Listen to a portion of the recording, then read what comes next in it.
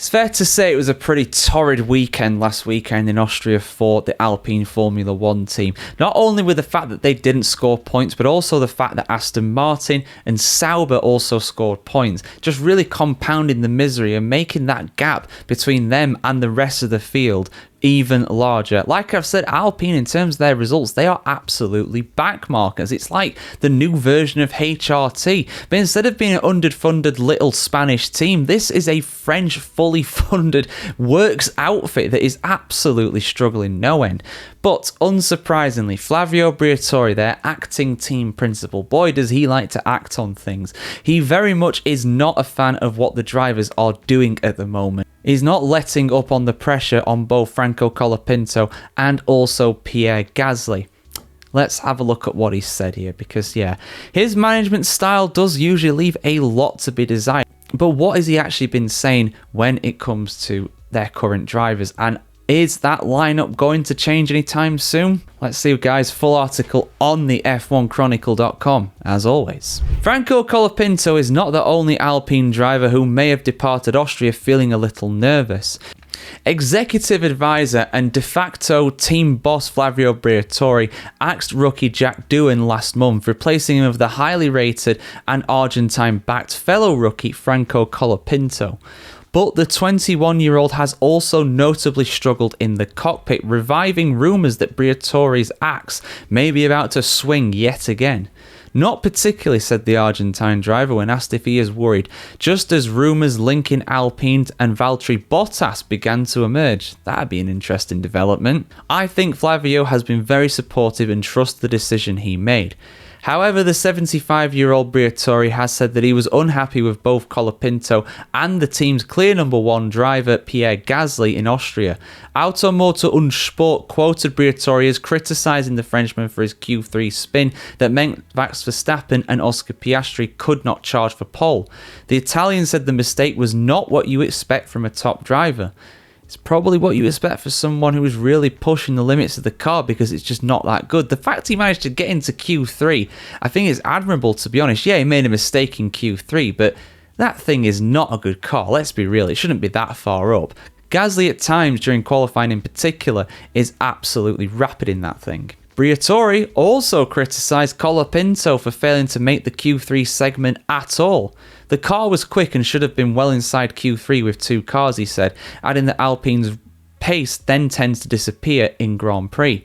It is important we understand why this is, especially if we want to turn this season around from this difficult position, said the Italian. Ultimately, we have lost ground to our direct rivals in the championship after another race without scoring points, and frankly, this level of performance is increasingly concerning. Briatore said Colapinto was a long way from Q3 on Saturday, but we need to put ourselves in a more competitive position with both cars, he added. Colapinto acknowledged, I probably need something more, but I lack confidence in high-speed corners. Well, the car's trash. The car's absolutely terrible. There's no getting away from that. It's not the slowest car on the grid, though. I fully believe that it's not, especially over one lap. Over one lap, it's 6th, 7th fastest, probably, something like that. But in race pace, it really struggles. I mean, you got to look at what Sauber managed to do in the Austrian Grand Prix. Hulkenberg going from the back to points in a Sauber.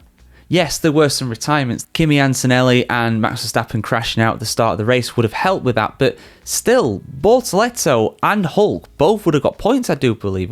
But still, Bortoleto would have got points even with that. He would have still been in P10. So there is inherent pace in that car. There is, something to be proud of there when it comes to Sauber. They are no longer the worst team in Formula 1 by some margin. I mean, last season they barely scored any points. They almost went the entire year without scoring anything. It took until the Qatar Grand Prix to finally get something in the hands of Zhou Guan Yu. But this year they've been much better. RB, they've improved. Haas, they've probably got a little worse, to be honest, but they're still scoring points quite regularly. Aston Martin, they've got worse overall, but Alonso's scoring points. You've got to be seriously worried right now if you're Alpine. That gap is really, really growing at the bottom of the championship between them and 9th place, who are Sauber. Sauber, I think, nearly have double the points of Alpine. Sauber have scored more points in the last 3 Grand Prix than Red Bull Racing have. I mean, that tells you how bad Red Bull have been, but it also tells you how much of a turnaround that's been for Sauber. Can I see Alpine making a turnaround? I can see them kind of looking into things like they did with Brazil. Their performance in Brazil was incredible, don't get me wrong, but a double podium absolutely rescued their season. If it wasn't for that, they would have been 8th or 9th last season. As it were, they were 6th, I think, in the end, weren't they? So, I could see them getting a freak result like that, but in terms of their overall performance this season, they've got to be looking towards 2026. Alpine should be in Formula 1, and I've said this many a time, I'm not going to go on too much longer, but Alpine have to be in Formula 1 to win the World Championship. That has to be their aim. They are a French national team in Formula 1. They have to have the aims and ambitions to win the damn thing. And they're last. They are the worst team in Formula 1.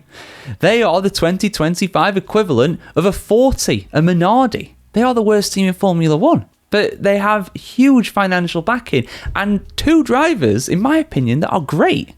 Particularly Pierre Gasly. He's a Grand Prix winner.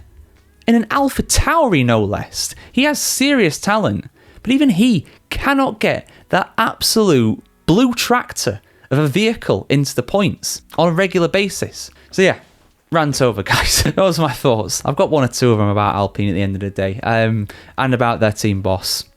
But yeah, your thoughts in the comments below, guys. We spoke about Alpine a lot. It makes for good headlines, but if you're actually there, my God, man, what the hell is going on? Like, what is going on? And it's not going to get any better for Silverstone. It's another power circuit. They are going to really struggle again. Gasly might well get into the top 10 in qualifying, but he's going to fall back in the race. That thing has no race pace for whatever reason. So, yeah, Mercedes power next year can't come soon enough.